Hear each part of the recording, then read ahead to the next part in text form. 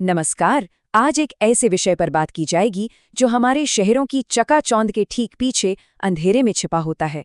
जरा सोचिए, जिन रास्तों से रोज गुजरना होता है वहां खड़ी पुरानी खाली इमारतें या अबेंडेंड इंफ्रास्ट्रक्चर अचानक से अपराधियों का अड्डा कैसे बन जाते हैं।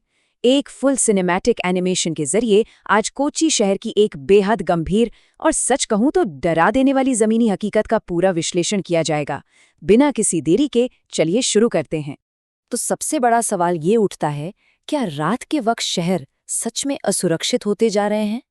जैसे ही सूरज ढलता है और सड़कों पर अंधेरा छाने लगता है, शहर के ये सूने हिस्से, जिन्हें हम डार्क स्पॉट्स कहते हैं, ये आखिर कितने खतरनाक हो सकते हैं? ये एक ऐसा डर है जो किसी के भी जहन में जरूर आएगा जिसे रात के वक्त अकेले सफर करना पड़ता हो। चलिए इसकी थोड़ी और गहराई में चलते हैं। कोच्चि में जो जगहें खाली पड़ी हैं या ऐसी सुनसान इमारतें जिन्हें बेकार समझकर छोड़ दिया गया था, वो अब बिना किसी रोक-टोक के सीधे तौर पर आपराधिक तत्वों के कैंप्स में बदल रही हैं। हमारे सोर्स मटेरियल से ये पूरी तरह क्लियर हो जाता है कि ये स्पेसेस, जहां आम तौर पर किसी की नज़र नहीं जाती, दरअसल इन अपराधियों के लिए एक परफेक्ट कवर का काम कर रहे हैं। एक ऐसी जगह जहां वो छिपकर अपने इरादों को अंजाम दे सकें। और ये स्थिति आखिर कितनी गंभीर है, इसका अंदाजा सिर्फ एक छोटे से नंबर से लगाया जा सकता है। 4। जी हाँ, सिर्फ इस साल के शुरुआती महीनों में ही कम से कम 4 बेहद क्रूर और हाई प्रोफाइल घटनाएं सामने आई हैं। ये कोई मामूली आंकड़ा नहीं है, ये दर्शाता है कि खतरा कितनी तेजी से और कितनी भयानक तरह से बढ़ रहा है। अगर इन घटनाओं को एक फुल सिनेमैटिक एनिमेशन की टाइमलाइन के रूप में देखा जाए तो सच में रोंगटे खड़े हो जाते हैं। देखिए खतरा कैसे एस्केलेट हुआ है। 24 फरवरी को एक हत्या, उसके ठीक बाद 15 मार्च को एक हमला, फिर 29 मार्च को दोबारा एक हमला और फिर 5 मई को दुष्कर्म की कोशिश। एक के बाद एक होती ये घटनाएं बिल्कुल साफ कर देती हैं कि ये कोई रैंडम केसेस नहीं है, बल्कि एक तेजी से उभरता हुआ बेहद खतरनाक पैटर्न है। इस पूरे डर की शुरुआत होती है 24 फरवरी की उस दिल दहला देने वाली घटना से। एक 45 साल की महिला को विचेतिला रेलवे ओवरब्रिज के ठीक नीचे बेरहमी से पीट-पीट कर मार डाला गया। और सच में सबसे डरावनी बात ये थी कि इस अपराध को आत्महत्या का रूप देने के लिए उस डेड बॉडी को जानबूझकर रेलवे ट्रैक पर रख दिया गया। सोचिए, इस हद तक की क्रूरता इन सुनी जगहों के अंधेरे का फायदा उठाकर की जा रही है। और ये पॉइंट बहुत ही सटीक तरीके से दर्शाता है कि किताबी इरादों और ज़मीनी हकीकत के बीच आखिर कितना बड़ा फासला होता है। 15 मार्च को कालामसरी में हुए हमले के बाद पुलिस का प्लान बिल्कुल क्लियर था कि इन डार्क स्पॉट्स और सुनी बिल्डिंग्स की थोरो चेकिंग की जाएगी। लेकिन रियलिटी क्या थी? रियलिटी ये थी कि ये इंस्पेक्शन ज़मीन पर कभी ठीक से उतरे ही नहीं, और इसका नतीजा असामाजिक तत्व वहां आराम से बसे रहे और उसके बाद भी अपराध होते रहे। उसके कुछ ही दिन बाद 29 मार्च को एक और खौफनाक केस सामने आया। सोचिए, एक आम इंसान का अपने काम से घर लौटना भी अचानक कितना बड़ा खतरा बन गया।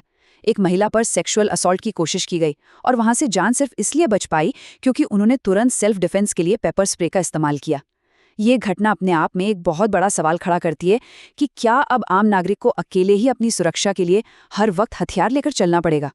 और अब हम पहुंचते हैं इस साल की सबसे ताज़ा और खौफनाक घटना पर, जो हुई 5 मई को। अगर इस पूरे इंसिडेंट को किसी फुल सिनेमैटिक एनिमेशन की तरह इमेजिन किया जाए तो रात के करीब 9 बज रहे हैं, बहुत ही तेज बारिश हो रही है और एर्नाकुलम साउथ रेलवे स्टेशन के पास सिर्फ बारिश से बचने के लिए एक छोटा सा शेल्टर ढूंढना अचानक एक जिंदगी भर के नाइटमेयर में बदल जाता है।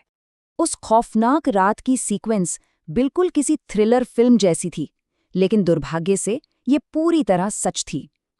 ये जगह दरअसल एक खाली पड़ा होटल था जो लीगल डिस्प्यूट्स की वजह से बंद पड़ा था। एक महिला और उनके मेल फ्रेंड वहां सिर्फ बारिश से बचने के लिए अंदर जाते हैं। उन्हें जरा सा भी अंदाजा नहीं था कि ऊपर के फ्लोर पर पहले से ही कुछ अपराधी बैठे शराब पी रहे हैं। जैसे ही वो ऊपर जाते हैं, अचानक एक एम्बुश होता है।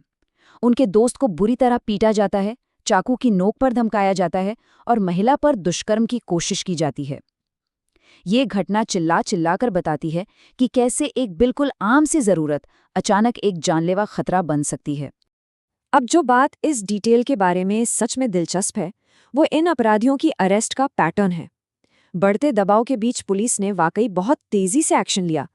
राहुल और दानिश नाम के 2 आरोपियों को गुरुवार को ही पकड़ लिया गया और जो इनका मुख्य आरोपी था 25 साल का संजय उलासन, उसको ठीक अगले दिन यानी शुक्रवार को अरेस्ट कर लिया गया। सबसे हैरान करने वाली बात ये थी कि ये लोग अलग अलग शहरों से आकर इन छिपी हुई लावारिस जगहों पर एक साथ शेल्टर ले रहे थे। और यहीं पर इस इन्वेस्टिगेशन का एक और बेहद अहम तथ्य निकलकर सामने आता है।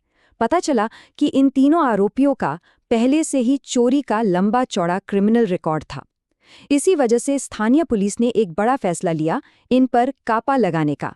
कापा यानी the Kerala anti social activities prevention act. ये एक ऐसा सख्त कानून है जो खास तौर पर आदत से मजबूर यानी हैबिचुअल ऑफेंडर्स को हिरासत में रखने और उन्हें इन खाली पड़े स्थानों से दोबारा ऑपरेट करने से रोकने के लिए इस्तेमाल किया जाता है। इस पूरे इन्वेस्टिगेशन की कॉम्प्लेक्सिटी को समझने के लिए city police commissioner Kaliraj Mahesh Kumar का ये बयान बहुत ज़रूरी है। उन्होंने बताया कि क्योंकि ये एक गंभीर मुद्दा था, तुरंत कार्यवाही की गई, एक इन्वेस्टिगेशन टीम बनाई गई और बहुत ही कम सुराग होने के बावजूद हमने ये पता लगाया कि इन क्षेत्रों में आखिर कौन से असामाजिक तत्व मौजूद थे। ये पूरा स्टेटमेंट इन्वेस्टिगेटिव प्रोसेस की एक जोरदार मिसाल है, जहां अंधेरे में छिपे इन दुश्मनों को मिनिमल क्लूज की मदद से इतनी तेजी से ट्रैक किया गया। चलिए अब आगे बढ़ते हैं और देखते हैं कि ये पूरी कड़ी आगे कैसे जुड़ती है। अब सबसे बड़ा मुद्दा ये है कि इन अंधेरे रास्तों को वापस सुरक्षित कैसे बनाया जाए, राइट? अब डार्क स्पॉट्स के डर से थोड़ा बाहर निकलकर रात को वापस अपना बनाने की इस सिस्टमैटिक प्लान की तरफ ध्यान देते हैं। पुलिस ने अब डर को खत्म करने के लिए कुछ ठोस और स्ट्रक्चर्ड काउंटर मेजर्स लागू करने का फैसला किया है। सुरक्षा के इस नए रोड मैप को जरा ध्यान से समझिए। ये बिल्कुल एक clear step by step strategy है। पहला कदम, रेलवे अथॉरिटीज इन तमाम डार्क स्पॉट्स के पास नए सीसीटीवीज इंस्टॉल करेंगी। दूसरा, पुलिस ऐसी सभी सुनी और छोड़ दी गई इमारतों को आइडेंटिफाई करके उनकी मैपिंग करेगी। तीसरा, उस इलाके के असामाजिक तत्वों का एक पूरा डेटाबेस और मैप तैयार किया जाएगा। और इसका आखिरी और सबसे महत्वपूर्ण कदम है एरिया डोमिनेशन और एक्स्ट्रा पेट्रोलिंग। ये पूरा का पूरा रोड मैप लोगों के डर और पैनिक को एक स्ट्रक्चर्ड रेजोल्यूशन में बदलने के लिए ही डिजाइन किया गया है। तो यहाँ सबसे क्रूशल पॉइंट निकल कर आता है एरिया डोमिनेशन का। जैसा कि कमिश्नर कालीराज महेश कुमार अपने इस कोर्ट में समझाते हैं, उन्होंने बिल्कुल स्पष्ट कर दिया है कि अब सिर्फ गाड़ी से एक राउंड लगाना काफी नहीं है। ऐसी छोड़ दी गई जगहों पर एक स्ट्रॉन्ग पुलिस प्रेजेंस बनानी होगी, पूरे एरिया को डोमिनेट करना होगा। सिर्फ तभी ऐसे असामाजिक तत्वों को वहां से पूरी तरह उखड़ फेंका जा सकेगा और ये सुनिश्चित होगा कि ये लोग वहां वापस न पनपे। तो अब इस पूरे विश्लेषण को गहराई से समझने के बाद एक लंबा और काफी परेशान करने वाला सवाल पीछे छूट जाता है। इन आपराधिक एड-ऑन्स को हमेशा के लिए खत्म करने और हमारे शहरी माहौल को एक बार फिर से पूरी तरह सुरक्षित बनाने के लिए आखिर सही मायनों में किस चीज की जरूरत पड़ेगी? ये एक ऐसा प्रश्न है जिस पर हम सभी को सोचना ही पड़ेगा, क्योंकि सच तो ये है कि हर शहर में कोई ना कोई ऐसी खाली इमारत जरूर होती है जो अगला क्रिमिनल हब बनने का इंतजार कर रही होती है। इसी विचार के साथ इस विषय का यह विश्लेषण यहीं समाप्त होता है।